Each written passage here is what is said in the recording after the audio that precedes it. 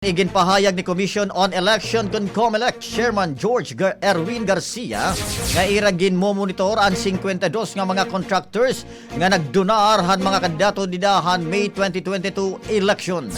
Sumalakan Garcia kinahanglan sertipikahan ng Department of Public Works and Highways DPWH kung ang mga kontraktor in may kontrata san o paghahaon hin kandida si umahuman ang piniliay.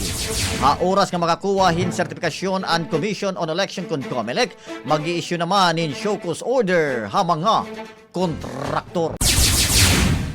Nangaro naman ng bulig ang usang nga kongresista ha Eastern Samar ngadto ang National Bureau of Investigation kon NBI para imbestigaran ang flood control projects sa iya probinsya.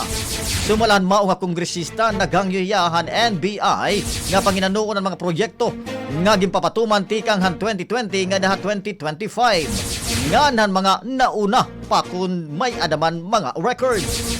An iya hangyoin mahumanan reports han multi-million peso project ha Hernani nga Llorente nga gindeklarar nga kumpleto ha papel pero diri pa natitikangan. May babarong pagyapon nga nagkakantidad ang mao nga proyekto. Hernani himabot 192 milyones ka pesos ngan 177 milyones ka pesos naman hal Llorente ngan dapat unta human na ini didahan bulanhan Enero.